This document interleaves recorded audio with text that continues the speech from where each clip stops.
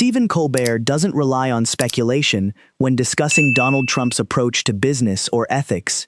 He looks for documents. Donald Trump is losing it as former President Barack Obama ready to end Donald Trump's term to help Democrats get enough seats in the House of Representatives to impeach Donald Trump and making Trump absolutely terrified. And so Donald Trump is terrified because former President Obama has been leading the Vote Yes campaign in response to Trump gerrymandering these MAGA Republican states across the country. I'll tell you, we have Mike Johnson's done a great job.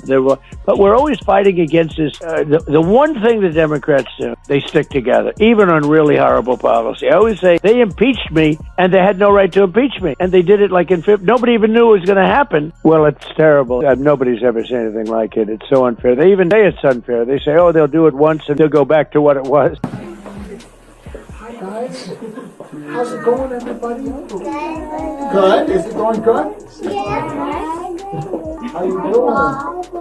And what's your names, guys? My name is Sasha. I have a Sasha. Details about how far Trump went to make sure his academic record stayed hidden at his high school, the New York Military Academy. When Trump was a teenager, his bones hadn't spurred yet. He was a late spurrer. Now, 8 years ago, the headmaster at the academy was ordered to find Trump's academic records and help bury them. If a reporter tried to find out if Trump ever learned to read, write, or spell, there would be no smoking gun. Donald Trump challenged President Barack Obama to show his records, prove that he hadn't been a terrible student. This happens over and over again. Everything Trump accuses other people of, he's guilty of himself. Oh my God! Trump was born in Kenya. Apparently Trump's friends, who were alumni of the school and rich guys, they wanted the school superintendent to give them Trump's records, but he moved them elsewhere on campus. Ladies and gentlemen, somewhere out there, this trove of priceless report cards awaits the bold adventurer. Who knows what treasures it might contain? Maybe even his 10th grade essay, Who I Did on My Summer Vacation. All this as his overall approval rating sits at just 39% right now. Donald Trump in America is unpopular. Unpopular. You're deeply unpopular. Dictators make you smile. So does this pedophile. You tweet racist memes and make children scream with your hideous corpse-like hand. Historically unpopular. So let's start turning your poll numbers around. Take a poll right now and it'll show that Americans think Trump is the stupidest politician to ever walk the face of the earth. Take another poll and you'll also find that JD is the most smug politician. Well, now the United States Conference of Catholic Bishops just formally announced that JD Vance is both smug and stupid. The guy on CBS is what a lowlife. What a lowlife.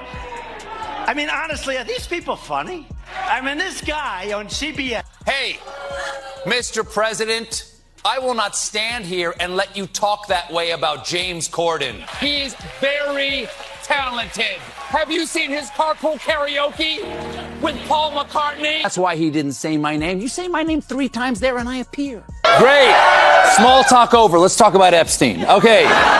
The most powerful man in the world is blocking information about a cabal of the rich, the famous, and the royal, befriending a con man who regularly flies off in his private plane to his private island or do super illegal sex stuff. Donald Trump's final examination for business ethics, taken during the spring semester of 1968. Not a transcript, not a grade summary, the actual examination booklet. A blue-covered booklet stretching across 14 pages, filled with handwritten answers in blue ballpoint ink, responding to questions about corporate ethics, fiduciary responsibility, and honesty in advertising. The course was taught by Dr. William Evan, who served on the faculty at Wharton from 1964 through 1989. Before his death in 2003, he placed the exam inside a manila folder, marked in red ink, D. Trump, Spring 1968. He didn't file it away with other records. He didn't throw it out. He deliberately kept it. Years later, while organizing her father's belongings in 2025, his daughter discovered the folder. At first, she wasn't sure why the exam had been preserved. Then she noticed a handwritten note attached to the front, and the reason became clear. On his show, Colbert opened the booklet to page 9. Printed across the top was the exam question. An executive's primary responsibility is to A. Shareholders, B. employees. C. Truth. D. All equally. Defend your answer in at least 300 words. Trump's handwritten response filled 14 lines. He selected shareholders only. He continued by writing that the other considerations mattered only if the money existed first. He argued that truth depended on what could be proven. He described ethics as something a company could afford only after generating profit. He concluded that a successful executive should place return on investment above every other obligation, while employees and honesty remained secondary concerns tied to financial performance. Written beneath the answer in red ink, Dr. Evan added a short but pointed comment. This answer demonstrates a complete misunderstanding of the course. See me immediately. There is no indication that such a meeting ever happened. Trump graduated approximately 6 weeks later, but the professor's note explaining why he preserved the exam proved even more striking. Paper clipped to the booklet was another handwritten page, dated May 1968. It read, "The student did not dispute the grade, did not attend office hours, graduated regardless. I am keeping this examination because I fear he sincerely believes every word written here.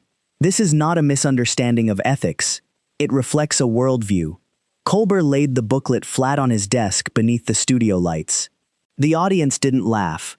The room remained quiet, because what the professor wrote in 1968 sounded less like criticism of a college assignment and more like a prediction of how Donald Trump, now serving his second term as President of the United States, would later approach leadership. For viewers who grew up believing business schools taught that companies owed responsibilities beyond shareholders alone, that fiduciary duty included broader obligations than maximizing quarterly profits, the answer carried a different weight. It didn't read like the work of someone who failed to study. It read like someone who fully understood the lesson and consciously rejected it. Shareholders only. Truth is what you can prove. Ethics come after profit. Those weren't merely incorrect responses on an examination. They represented a philosophy written down by a 21-year-old Donald Trump in his own handwriting. A philosophy critics argue echoed throughout later controversies involving business bankruptcies, Trump University, disputes with contractors, and public debates over truthfulness, where ethical considerations often appeared secondary to financial outcomes. According to the story presented, Dr. Evan recognized that outlook immediately. He assigned a D-. He instructed the student to meet with him. The meeting apparently never happened. Instead, the professor placed the booklet inside a folder simply labeled "Kept," because he believed it represented something larger than a poor exam answer. In Colbert's telling, it reflected a lasting mindset. The segment then shifted to archival footage from 2017. Addressing business leaders during his presidency, Trump stated, "I've always put people first. Always. That's what I learned at Wharton. You take care of people, and they'll take care of you." Colbert displayed the exam page beside the video. Then he remarked, "According to this paper, that's not what he wrote at Wharton." He continued by pointing out that Trump had recorded those ideas himself. His professor had evaluated them, and the professor considered them significant enough to preserve for decades. The Evans family later stated that they had verified the document came from Dr. Evans' personal files. The exam was also compared against Wharton's 1968 course catalog, which lists business ethics as a required class for graduating students that semester.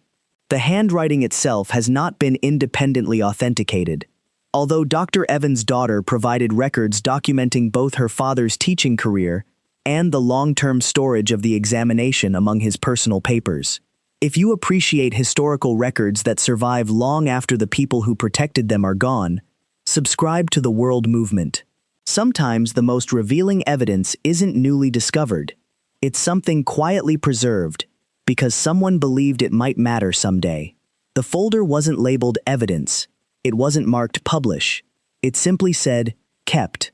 A professor gave the paper a D- and believed the student genuinely considered the answer correct. The discussion remains open. The examination carries the date May 7, 1968. Ink doesn't lose its meaning simply because the person who wrote it later became president. Colbert closed the booklet without delivering a punchline. Instead, he allowed the professor's handwritten note to remain visible on screen. I fear he meant every word. The point wasn't that the student had written a poor answer. It was that the professor believed he was recording an enduring warning. Trump has not publicly commented on the examination. The Evans family has stated that they believe the public deserved to see the document their father considered important enough to preserve. The original booklet remains in the family's possession. The recorded grade has never changed. As the world movement concluded, we read the page they decided to keep. That's the entire job. The patterns repeat. We slow them down.